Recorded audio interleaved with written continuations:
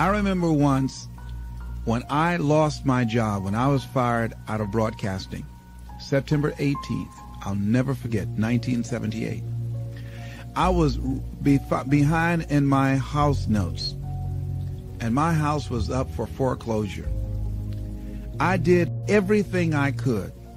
I had borrowed as much money as I could borrow. I had talked to family members and friends. I did everything I could, and I couldn't get enough money, being unemployed for several months, applying for job after job after job, and couldn't get a job.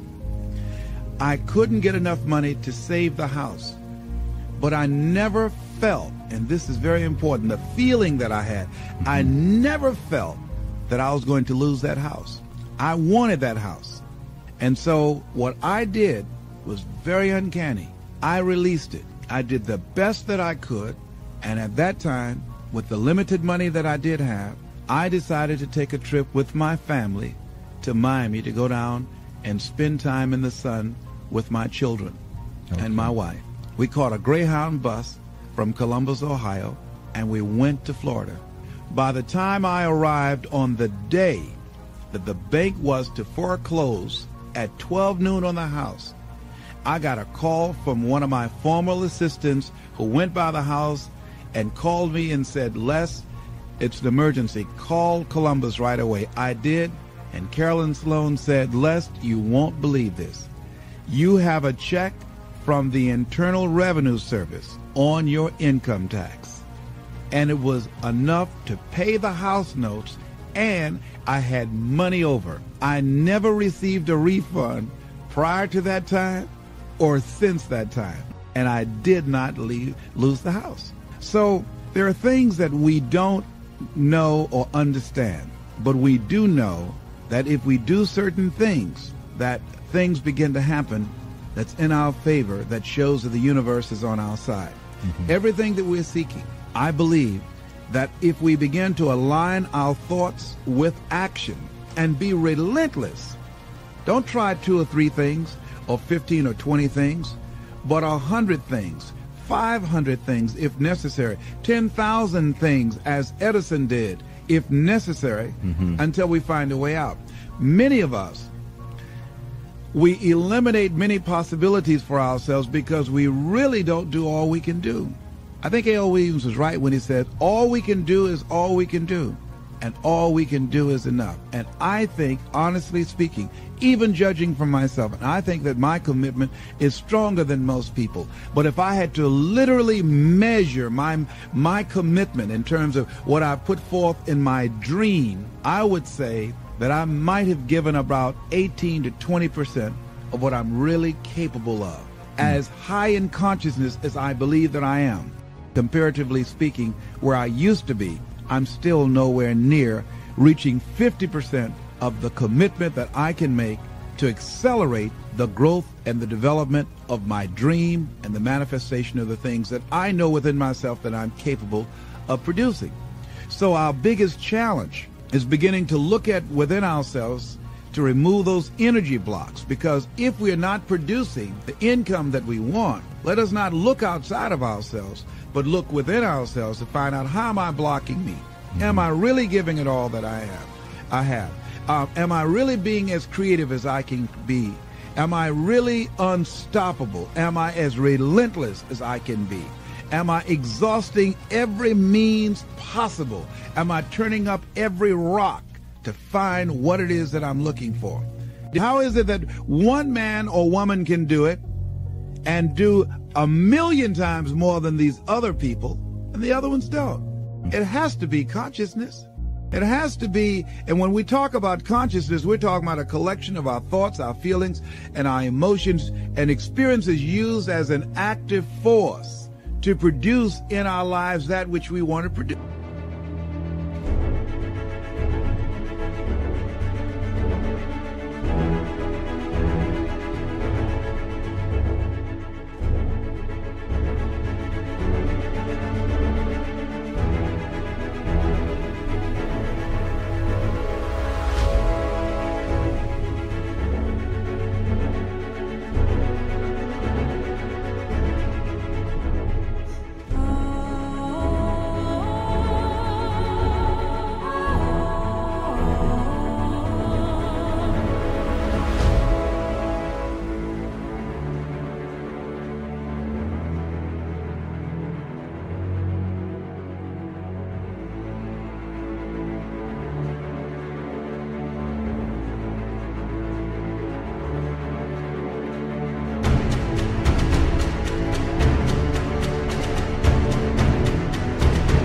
produce. Because everything that exists in life, the microphones that we're speaking in, the shoes that we have on our feet, the chairs that we're sitting in, the clothes that we're wearing, the homes that we live in, the cars that we drive, all of that came out of our consciousness. That all came out of the invisible into the visible.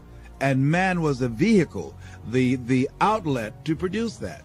Wherever we are stopped in our dream, we stopped at a place called willingness.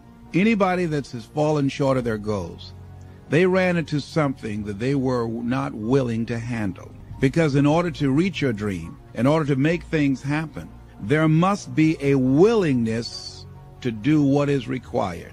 If the need is to raise $2,000, and let's say you have a set of tapes for $40, are you willing to make 200 calls a day? Are you willing to stand on a corner and talk to people and say, listen, I've got a set of tapes here that can change your life? Are you willing to make the commitment that you will not go to sleep until you sell at least 10 tapes a day? Are you willing to say, if it takes me 12 hours walking and talking to people all day long until I find 10 people that will say yes, if I have to talk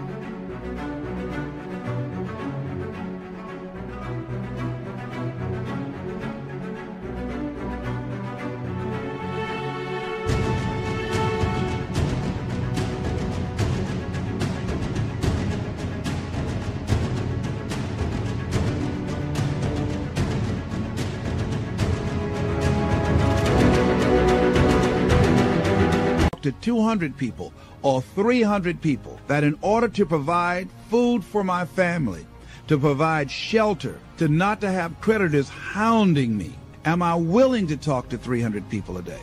Am I willing to stand in an airport and sell tapes? Am I willing to go out and make calls again and again and again? Am I willing to knock on doors? Am I willing to do that? See, if we have some skill, some ability, some knowledge, or some product, then the only thing that's between us and what we want to generate is our willingness to expend the energy to produce the results that we want.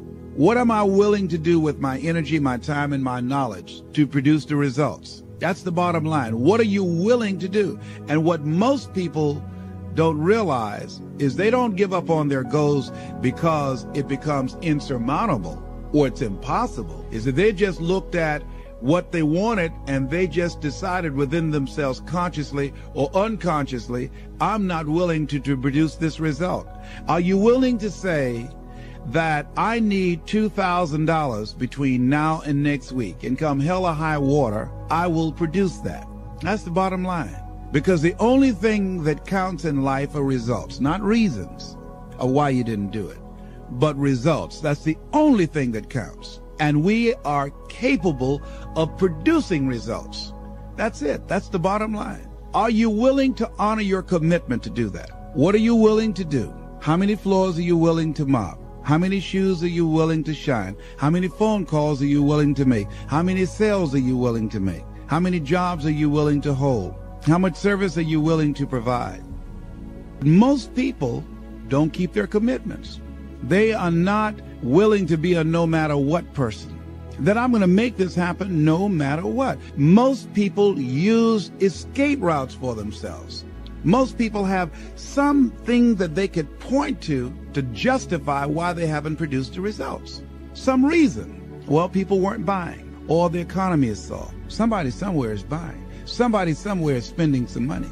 So as we begin to look at where we are, every time when I was working on developing my dream, and I knew that I had to do something, that I had to do it, I was always able to pull it out.